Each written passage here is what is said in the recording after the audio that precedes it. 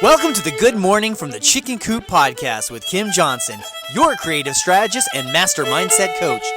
Filled with inspiration, distinctions, perspectives, and possibilities, we help you to cultivate a mindset that leads you to create the best version of yourself you could ever imagine. Join Kim every morning from one of her favorite happy places, her chicken coop, along with all her chickens.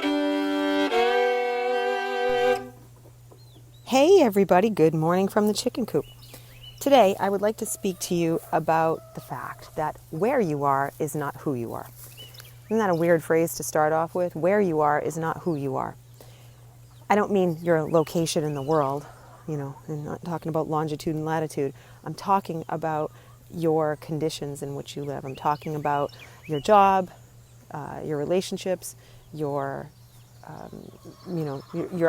external factors outside of yourself.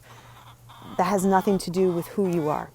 And oftentimes we confuse this and we think, well, this must be who I am. So if I'm having a down time and I'm low on money, or I am, in a relationship that sucks and I'm not feeling good about it, or I just can't get that job that I want, or I missed the promotion, or my parents are not well and I'm having to take care of them, whatever it might be.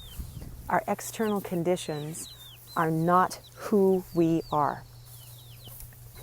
It's important to remember this, because who you are is how you view the entire situation. Who you are is your perspective. Who you are is what you're going to believe about it to transcend whatever's showing up for you. Where you are, it's just a location, just what's happening, just a condition. But it doesn't mean it's who you are. And if you really want to help yourself and you really want to get out of it, you have to pause and ask yourself, do I really believe this is who I am? And sometimes when you do that, it's shocking, because you'll find, I actually have believed this is who I was. And because you've believed it's who you were, you haven't taken any of the right action, as we could say. You've just taken the strategy of beating yourself up and shaming yourself, which never works, because you can't shame yourself into greatness. I really want you guys to hear me. You cannot shame yourself into greatness.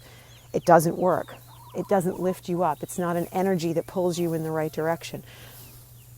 And attempting to do it only causes more and more and more headaches for you along the line, because you become more and more diminished and more problems happen.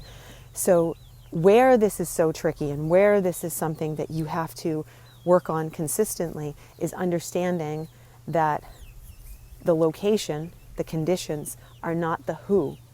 Who you are is that person who's curious, who's willing to go out there and do the work, who's committed to the fact that they are going to stay upbeat no matter what's going on. That is the essence of being a enlightened person, when happiness is, more important than anything. The Dalai Lama says the purpose of life is to be happy. And it's not to go get happiness from somewhere else. It's to be happy, to resonate happy from yourself, to just make the decision that I'm going to be happy no matter what.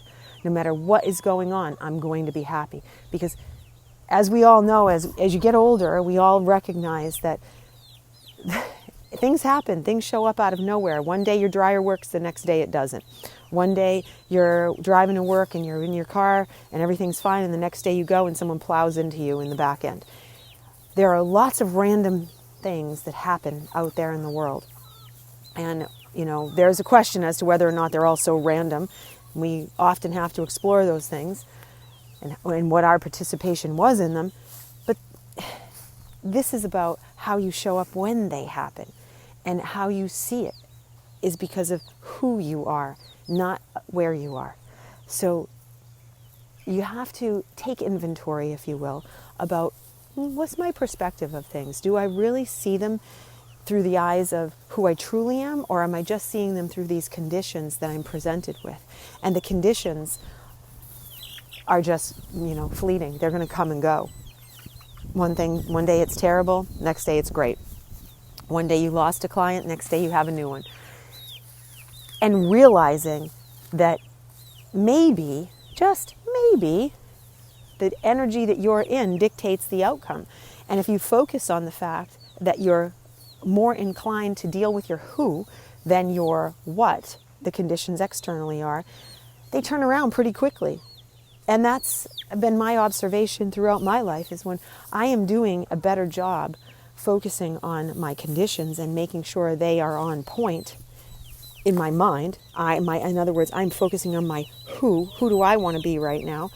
All of a sudden on those external conditions change, because I don't allow them to come in and take over anymore. I don't allow those other feelings to be recreated and recreated over and over again. And before you know it, boom, we're in a good place.